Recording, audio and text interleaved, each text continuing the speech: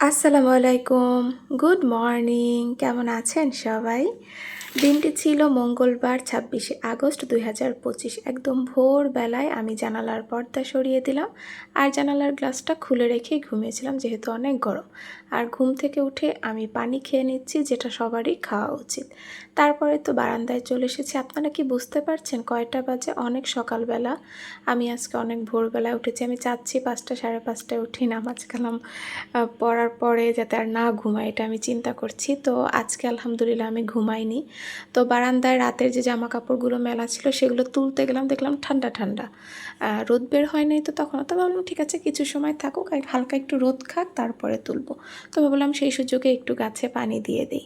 আম্মু হচ্ছে স্প্রের বোতলটা এনে রেখেছে যে ওই বারবার আনার থেকে এটা রাখো তাহলে সবসময় দেওয়ার কথা মনে থাকবে। তো ভালোই হয়েছে, দিয়ে দিলাম। তো এত ভোরবেলা তো বারান্দার থেকে মনে হলো একটু যাই, ছাদে যাই, দেখি। আর ঠান্ডা ঠান্ডা একটা হাওয়া দেয় না ভোরবেলার ওয়েদার, তো তখন কিন্তু ভালো লাগে। ৫টা ৫:৩০ বাজে হয়তো তখন।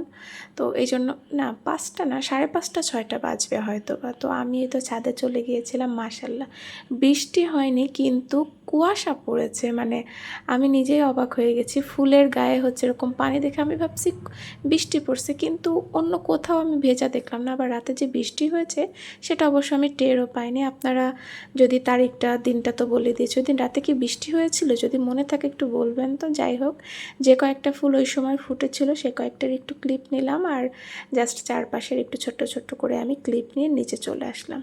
প্রচণ্ড ঘুম পাচ্ছিল কিন্তু ঘুমাবো না, জিদ ধরেছে যে ঘুমাবো না। তা ভাবলাম যাই এক মগ কড়া করে কফি খাই।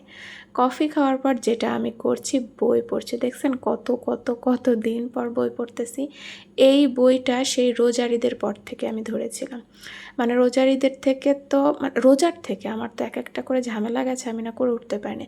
রোজার মধ্যে বই পড়তাম না, রোজার ঈদের পরে বিয়ে খাইতে গেছি, বিয়ে খেয়ে এসেই আমি অসুস্থ হয়ে গেছি। তারপরে ২-১ বার শুরু করেছিলাম, হাফ পাতা ১ পাতা পড়ে না আর পড়া হইতো না। মানে একটা হয় না রিডিং ব্লক খাইছিলাম, সেরকম আমার হয়েছিল। তো এইটা আজকে আমি জেদ করছি যে শেষ করে নেব। তো আমি আগে বইটা কমপ্লিট করেছি, তারপরে সকালের নাস্তা করেছিলাম পরোটা। একটা পরোটা মুচমুচে করেছিলাম চায়ে ডুবিয়ে খাওয়ার জন্য, আর একটা করেছিলাম একটু সফট ডিম পোস্ট দিয়ে খাওয়ার জন্য। আর একটা দেখলেন মাথায় কি নিয়েছি, ওই যে বিভিন্ন জিনিস নিচ্ছি।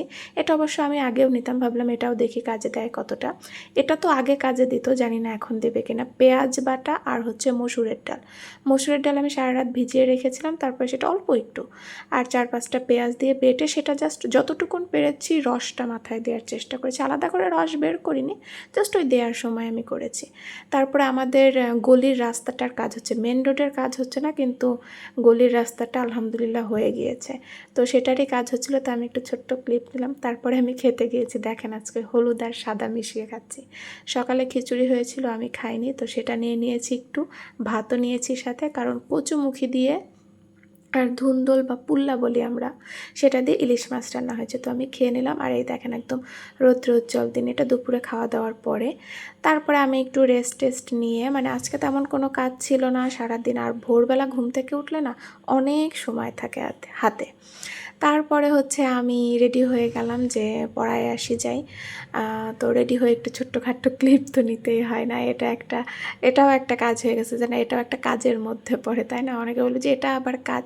হ্যাঁ, এটাই কাজ। কাজ মনে করলে সব কিছুই কাজ, কাজ মনে না করলে কোনো কিছুই কাজ না। আবার যে কোনো কাজকে এনজয় করলে পারে ভালোভাবে হয়, আবার এনজয় না করলে বোরিং লাগে। যাই হোক, আমি পৌঁছে গিয়েছি। এই যে বড় বোনকে পড়াচ্ছে আর ছোটো বোন ওই পাশে খেলনা নিয়ে খেলতেছে। আর কাকি মজার নাস্তা নিয়ে আসলো, সে আসলে অনেক ভালো নাস্তা বানায়।